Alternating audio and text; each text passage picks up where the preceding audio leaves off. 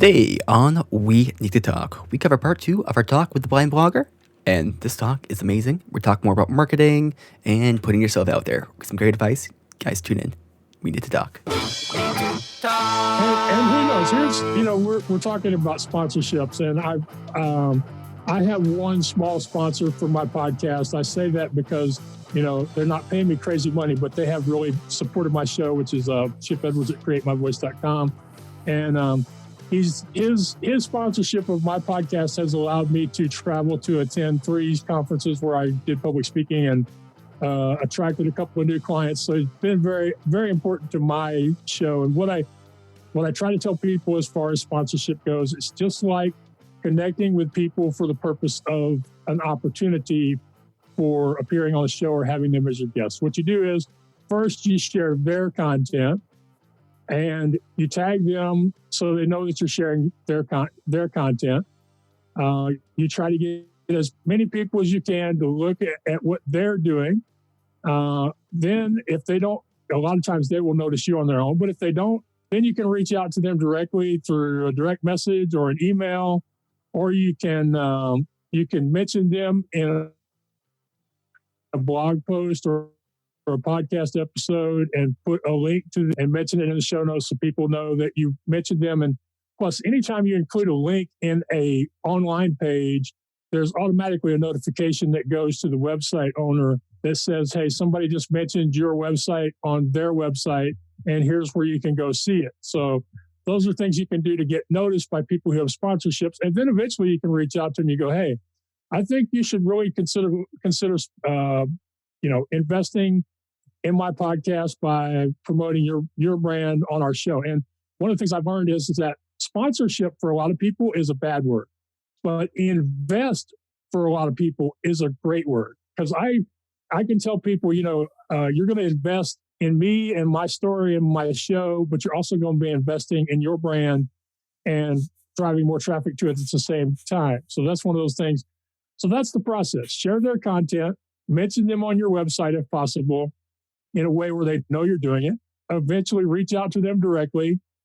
And sometimes it'll work, sometimes it won't. Recently, I was being interviewed by Mike Colomb of Mimosas with Michael, and we just started talking trash. And I said, well, we should reach out to Dom Perignon and some of the other winemakers about sponsoring your show, because apparently there's hundreds of thousands of bottles of champagne not being sold this year due to Corona and bar and restaurant shutdowns. And so it didn't work in that particular case, but I'm continuing to stalk people on social media for him, because I think it would make a lot of sense for Dom or one of these other companies to invest a little money in supporting his podcast. And I think the same thing could be for you guys. I don't know if Spotify is the right fit, but I'm sure there are podcasting equipment or editing software people that would be good fits for you. And who knows? I love the fact that you didn't shy away one bit at saying, hey, Spotify, you can buy us. We're for sale. I mean, because I think way too many people have too much shame when it comes to putting themselves out there, whether it's asking for help or asking for opportunities. Most people are just scared. They feel like they're going to come off as egotistical. I usually get great responses from people because I reach out with sincerity and humility. But I had one guy call me delusional last year because I was actually reaching out to him in efforts to get a sponsorship for my podcast. Listen, if there's one thing that I don't have, it's shame. So I get no problem shilling myself if it means I get big dollars in my pocket. I think that, and I'll chill for Pepin to protect him. Yeah. I'll be the one who looks at it. All the shame that you don't have, I feel. It just comes out of me. So what you're saying, Go ahead. The thought I have running through my mind is now Pippin can't go to the grocery store because he's ashamed of Steven. What you're saying, Maxwell, is that we need to start tagging Spotify and everything. We're going forward. I understand. Yeah. I would definitely do that. Spotify. Who else is spending money? That's the thing. Do your research, find out who else, because Spotify is going to get the press. Everybody's going to be banging on Spotify's door because they spent $100 million. But yeah, they bought Gimlet too, didn't they? And that was a huge deal. But there have to be other podcast platforms that have money that, might not be looking to spend $100 million, but they might be willing to spend $100,000. Yeah. So, Amazon. do your research and see who else, you can say, hey, we're for sale. I was recently talking to a woman who I'm going to be helping get her on a podcast to promote her writing in. I told her that I was shameless. She said, no, you have boldness. Mm-hmm. She said, I need to be more bold. I said, it's funny. You call it boldness. I call it shamelessness. Mm-hmm. Yeah. But, it's kind of like that dichotomy between courageousness and stupidity. Like there's kind of like both the two heads of the same coin. Both of those can exist. Yeah, but both of those can exist at the same time. And in my life, they have both existed at the same time. So, so I know I was on, I saw something on Facebook the other day where someone who was blind had posted a TikTok about like something that was really frustrating to them that most people wouldn't even think about. And he dropped a tomato on the floor. And he was just like trying to feel around the floor, trying to find the tomato. He's like, this is something that you would never think is probably the most frustrating thing in my life, is finding something when I dropped it, something that can roll, something that's soft. Like what's something that people don't think about that is super, super tedious or frustrating for you? Right. Well, he didn't take that one all the way, in my opinion, because with my experience, anytime you drop something on the floor, even if it isn't circular, it tends to move around the floor like a hockey puck. It's like whenever you get close to it, you're going to hit it or kick it, and then you're going to have to go find it again. In my third book, The Blind Blogger's New York City Adventures, How You Can Make Your Dreams Come True, I talked about how I try not to get mad and throw things, because if a blind person throws something and breaks it, they have to crawl around on the floor to pick up all the pieces and hope that they can get somebody to put it back together for them. You are so good at plugging your own shit, just for the record. Well, so good. Like, I'm inspired. I've been doing this shit for 6 years now. Every answer is, well, in this product that I created, go check it out. I'm not that bad. I'm not that bad yet. I have not achieved NASCAR status yet. I'm still okay. You ever seen a NASCAR post-race interview? If there is a patch on the guy's jersey, that company will be mentioned before the guy finishes doing his post-race speech. That's just the way it is, I say I'm not NASCAR race bad yet, but it's the. You just need more things that you've done to promote. Oh, maybe. Yeah. The funny thing is but the funny thing is last year, I was speaking at an event in Philadelphia, and two of the women in the audience had to remind me to mention my book. So, I've come a long way in 9 months or whatever. So I love it. I'm picking fun, but it is with respect, because that I love the throwing that out there. You've done the work. You've done all these things. Like, people want to know this stuff. It's not like you're shoving shit down people's throats. They want to know this stuff. So I think it's great. Yeah. But back to your original question. The one thing that frustrates me, there are two things that frustrate me the most, and they're both related. They have to do with consistency. In my house, in my room, if something is in a particular space, even if it doesn't make sense to you, it's there because it made sense to me, and that's where I want it to be, and that's where I'll look for it again the next time I need it. So having family members or coworkers move stuff from where you've put it is a real big problem. And then the other one, which is more common, is I hate it when a website, when the programmers or the coders will change a website just for the purpose of justifying their check. And then I have to relearn how to navigate their website over again, because, and it wasn't because there was something wrong or something dangerous about the site. It's just they thought it would look better or be prettier or run better or something. It was nothing critical. And, the worst one of all is, of course, Facebook. They're constantly changing their page, both the desktop and the mobile versions. And I haven't said this in a while, but since nobody has caught me saying it, I'm going to say it again. If I ever meet Zuckerberg in the street, I'm going to knock him on his ass. You heard it here, folks. Folks, the blind blogger wants to punch Zuckerberg. Put that in the tags. I don't know. Blind man threatened Zuckerberg's life. There's your headline. I've said that 5 or 6 times, and it's never went anywhere. And I don't know that I really want it to go. But the guy's website is very frustrating, very aggravating. It's like, and I have a very limited number of navigation tools available to me with a screen reader. I use the tab and the shift tab to go through a website by the links or back. So you're going from top left to bottom right or from bottom right to top left. I can use the arrow keys and I can use a find command either to find text or to find links. So once I figure out a way to find everything I need on a particular website, if somebody comes along and changes it, it's a pain in the butt. And they do that more often on Facebook than anywhere else online.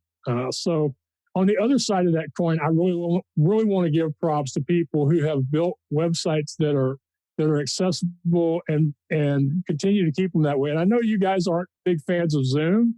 Y'all use Discord, and I understand why. It's a really cool platform. I wasn't able to figure it out, but that's probably just me. Zoom is the only thing that I use where their website has a corresponding keyboard command for every mouse click command. And one of the things that a lot of programmers don't realize is that when you're using a screen reader, some of the keys that would normally be used for computer actions have to be routed to control the speech. So, computer, stop. So, yeah, I changed her name from Alexa. To stop this from happening. It happens anyway. So, but some of those keys are routed to the screen reader, so you don't have so I don't have the ability to do a traditional mouse click, and sometimes I don't have a way to do a virtual mouse click. So Zoom is one of those few rare people that where all the mouse-based commands also have keyboard commands, and that's one of the things I really love. And just for people who are building websites to follow that up is, I prefer fewer items on a page, the fewest items on a page as possible to still know what all my options are. And obviously, we have to keep adding the alternative text to images, buttons, and links, even though Facebook and other algorithms are starting to assign names to them anyway. So those are things that frustrate the heck out of me. Also having to figure out new tech like Discord, like Trello, but that's mainly because I'm a late adopter, not because of the blindness. That's one big thing with the accessibility on websites, which is become more and more of a common topic in the web dev community. Because I was reading a couple posts on it on Reddit recently, and I don't know if this is standard yet, but it's kind of getting to that point because having a certain kind of website layout or certain kind of standard where, say, any one program can kind of just know where certain text fields are or where certain things are just to navigate it for people who are visually impaired or maybe impaired in other ways. It's pretty important, especially granted that everything going online, say banking and say face-to-face calls, the whole COVID and everything. So it's something that's become more and more important, and I could definitely imagine this nightmare with certain sites, like, as you said, Facebook, but other sites aren't even going to be anywhere optimized for it. Yeah, and some of them that claim to be optimized for it, I really wonder who tested those sites to say that they were optimized, because I find a lot of websites difficult where they claim to be accessible, but they're going by a list of standards, or they possibly hired an accessibility company to evaluate the website. The good thing is just like with internet privacy, the fact that most people want to be online and they want to be available internationally means that we have to abide by the standards in other countries. So just like with privacy, where most everybody last year updated their websites to be in line with the new standards over in the UK and the EU, when it comes to accessibility, there is no actual law on the books that comes with fines or other punishments for failing to have an accessible website in the United States. There's what's called a convention, which has established standards, and people are encouraged to follow those standards. But there's no real downside to not following them other than possibly missing out on traffic and customers. But in the UK, they have laws where, there can be substantial financial penalties to not making your website accessible. And as a result of that, with all the people wanting their websites to be viewed in the UK and wanting to do business internationally, we benefit here from the standards on accessibility in other countries. Right. It kind of reminds me how a lot of big U.S. companies, like I think Amazon might be one of them, but I'm not 100% sure. They will just make one template, and they want that one template to fit all the countries. So they kind of just, they want it in, say, Europe, where Europe has a lot higher standards for, say, privacy, but also certain other things like that. Like we kind of get the benefit of, as you're talking about, like we have to comply to that standard. So they just do it for that, but we kind of get the benefit from it, although our country doesn't necessarily require that.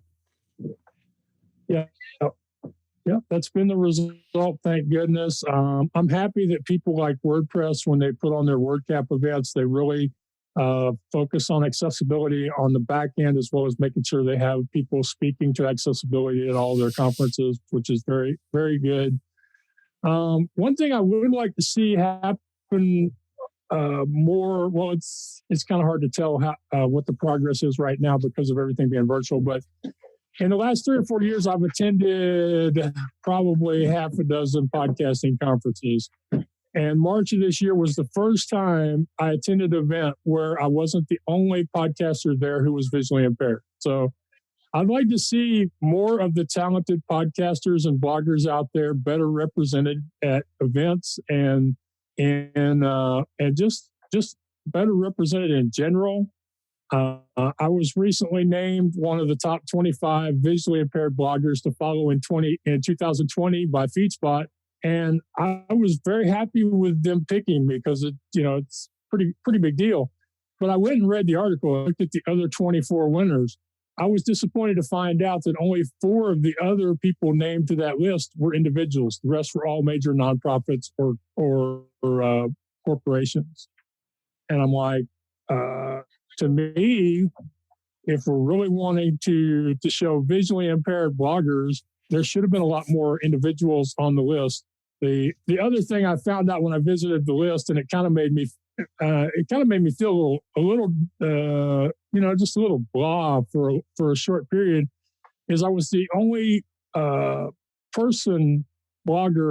on that list of 25 sites who happens to be over the age of 30. So I was like, there's like 4 or 5 other individuals, and they all started their blogs in high school and college, and I don't think any of them were even 25 yet. It's kind of one of those moments where you're like, kind of like when you find out that Halloween is 40 years old or ET is 40 or something like that. Mm-hmm. So how much of that is a failure to represent, and how much of that is actual representation, where maybe those 4 are the only 4 blind podcasters out there right now, and that the problem isn't necessarily in their representation, but in the ability to actually have a podcast at given whatever disadvantage you're putting. Right. Well, that list was for bloggers, but I understand your question, and it's probably more so with podcasting. I think some of it is the way they found the information. They were going based on web traffic and web comments and social media traffic. So they were looking at people who had a substantial web presence and a lot of it just comes down to people not willing to put themselves out there and say, "Hey, come read my blog," and that's one of those things that it goes across all spectrums where people are fearful of drawing attention to their work. So I personally have had experience with many visually impaired bloggers and podcasters over the last few years. I know that there are lots of them out there, and I say this often, many of them are more talented than I am, more consistent than I am, and write better content than I do. But people don't know about them because they are not putting themselves out there. They're not doing the work to get their content seen and recognized and appreciated. So it's a combination. I would say it's more a lack of confidence and just the feeling that we're not supposed to self-promote. The old thing that it's not good to blow your own horn. I think there's still a lot of that out there, but I quite often will visit a new blog by somebody who's visually impaired, and I'll look for their comments, and I'll find one or two comments or no comments, and I'm like, well, this was a great post. Why didn't anybody read it? So, and then with podcasting and with attendance at a podcasting conference, you're talking about the expense of traveling and spending several days in a hotel. So that's probably more about the barrier to entry and the cost, expense, that sort of thing. But I do feel like there's not really an appreciation for how many visually impaired people there are out there. And I do my best whenever I get the opportunity to share their work and to drive traffic to them, because there are a lot of great people that are pretty much working as if nobody knows they're there. I'm wondering if there's is there like a place that people who are interested in reaching out to people who are podcasting with a disability, blind or maybe amputees, maybe deaf, and are able to produce content? Is there one spot for people to find people like that, or to be able to be showcased in a spot like that? No, there is not. In fact, there is no one place just to find people with disabilities in general, much less to find people with disabilities who are blogging or podcasting. And earlier this year, my friend Alex Sanfilippo, who runs a podcast community, he runs a mastermind community, was suggesting that very thing to me. He said, Max, you really ought to be creating a network for people with disabilities that are bloggers, or he specifically said podcasters, but that are online content creators. And of course, it's a natural spot for us to mention, your organization, Podcast USA, and the Texas chapter, Podcast Texas. So since the goal of that organization is to support independent podcasters and those who are aspiring to start their own podcast, it sounds to me like it will be a great opportunity when I find those visually impaired podcasters to bring them to the attention of the more mainstream podcast arena or world, let's call it. Yeah, and I mean, here's one of the things that I'm expecting as Podcast USA continues to grow. Right now it's broken down by region, by state, but as all of the states become represented, you're going to be able to create subdivisions within. So you have, maybe in Texas you have 15 different sports ones, or different home and garden ones, or comedy, and then you're able to take those and match them with the other states that have comedy podcasts. So all the comedy podcasts can be under one umbrella. And I don't see a reason why not to do that with people with disabilities who are doing podcasts. I think that would be a great opportunity to find each other and to put everybody under one umbrella. Yeah, that would be cool. It'd be like a secondary grouping or a third grouping as part of the. Yeah, and as I understand the way that the Podcast USA works, by being able to match people from within the same state or different states that are podcasting the same genre or the same subject matter, you can then put those together as a blog and then approach people who want to sponsor a podcast. So instead of sponsoring one of the name brand podcasts, they could sponsor, say, 20 comedy podcasts, or they could sponsor 10 podcasts hosted by the visually impaired, for example. So we did that in New Hampshire. That's a great idea. Yeah. I kind of thought that was when you told me that y'all had done it with New Hampshire, but we didn't talk about what genre. So considering you guys do comedy interview podcasting, that makes sense that it was for comedy. By the way, is there a website for Podcast USA since we're talking about it? I know there is, but when USA.org. Oh, I put the wrong. Okay, I tried to put the wrong. What is that, suffix or ending? Yeah, and everything else. It took me to a website that's parked. All of the states are .com, but podcastusa is .org because podcastusa.com was already purchased. Okay, and it's that simple. No, okay, yeah, I've been there. What was curious was when I accidentally put in the .com, it didn't say this website is available for sale. It just said this website is parked. Yeah. Which is weird, because usually when somebody has a domain name like that, it will say this website is for sale. For example, the blindblogger.com is for sale for like $1,000, and that's not my future plans right this minute. What'syourexcuse.com is for sale for $40,000, and I would love to have that website, but I don't want to. You're going to be in a position to file an internet squatting claim against people who have the .com. The only friend of mine recently sent me an article on internet squatting, and apparently the key is you have to have traffic so that you can prove it's yours. You also have to file a trademark application, which is a pain in the butt process that I'm not really interested in doing right now. But and I don't know what it costs to file for a trademark.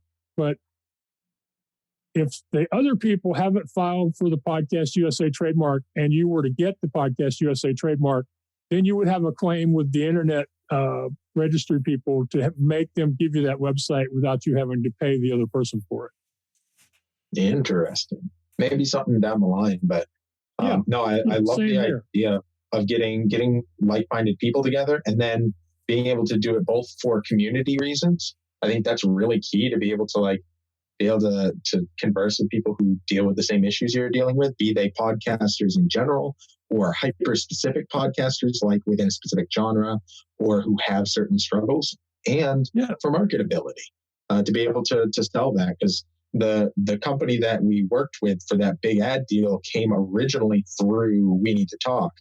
And I was like, hey, by the way, I also run Podcast New Hampshire. So while we're at it, why don't we just get you a package deal and we'll make this a big thing? And I threw a whole package deal together, and they wanted in on that. So it was a really unique opportunity to have a lot of people win, both in the podcasting world and in the advertising side, by combining everybody together under one genre. Yeah. And that was really generous of you to want to do that for your community. But I think the more important part of it is going to be the sense of a community because as you know, for most podcasters, whether they work in isolation or not, they will from time to time experience what I like to call creator's isolation, where it feels like you're all by yourself and you don't have any help. So having a community of people who understand what you're going through and what you're trying to accomplish, and where you can have conversations where you don't have to explain the language to each other, that has a lot of value. And I look forward to seeing where the Podcast USA thing goes. I know it's all about independent podcasting, but who knows, a year or two from now, somebit could be going, this Podcast USA thing was a great deal. What would it cost us? It wouldn't be the first time a network was bought out by somebody else. I mean, this crazy. Hey, listen, everything's for sale, buddy. Spotify, I know you're listening. We used to travel with a guy who sold the novelties on our midway, and people would come up and go, "Is that for sale?" And he would always say, "Everything's for sale. What do you think this is, a museum?" And then he would follow it up by saying, "And if it rains between now and Sunday, everything's for sale, cheap." I love it. Well, this has been an awesome conversation, Maxwell. Thank you so much for coming on the show. Well, thank you for having me. It's been great to get to know you as a person and to become friends with you. Thank you for inviting me to participate in whatever small way I can with the Podcast USA mission, because it is an important mission at podcastusa.org. And I appreciate the time we've had today. I feel like we had a great conversation, but if people are scoring at home, this probably isn't the interview we thought we were going to have, but I like it. I think the tech problems make people understand, that stuff happens and you can either get overwhelmed by it and quit, or you can just keep going through it, which is the message. I think what we've done today has really brought home to people is this: we just have to keep moving forward. Or like I said in the podcast, in the blog episode about my experience singing karaoke, just keep singing, just keep writing, just keep pressing record, and something good can happen. I love it. And let's just do some actual plugs. So theblindblogger.net. Where else can people experience what you have to share? Right. They can ask Alexa and Google for "what's your excuse?" We have claimed the invocation name, so that's all they have to say. They can find me on Roku at Knob TV, KNOB-TV. Everything goes through theblindblogger.net or what'syourexcuseshow.com. My social media links are over there, and I encourage people to reach out to me. And the one thing I want to make sure people understand is I have a lot of stuff going on. And quite a bit of it is for sale. The books, the coaching, the online course, the merchandise. But people, you do not have to want to hire me, book me, or buy something from me to reach out to me and to connect with me. I believe every new conversation I have is an opportunity for something amazing to happen. And I hope that y'all will take me at my word and reach out to me through my website or through one of my social media channels and say, "Hey, I saw you on We Need to Talk," and "Hey, Max, we need to talk." I love it. And now I'm going to sue you for copyright infringement. All right. I will tell you the same thing I say when people suggest that Garth Brooks might eventually sue me for singing his music. I just tell them, when I get the cease and desist letter, you'll have to become part of my legal defense fund. Well, fair enough. Oh, thank you for coming on, and definitely everybody check out everything that Maxwell does, because he's very, very good at what he does, and highly, highly suggested for me personally. So good man, good friend, and very inspirational all around. Hey, Nate. Yo. Does this change your life? A bit. So I think I'm a bit more motivated to ask things and maybe have a bit less shame about me, because I'm thinking I might want to promote some more stuff of mine. So I think I got a website, nathanpepin.com. Hey, there we go. I'm starting it. I'm doing it. Oh man, this is massive. This is a giant change for you.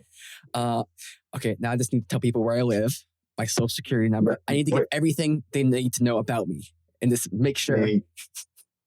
We need to talk.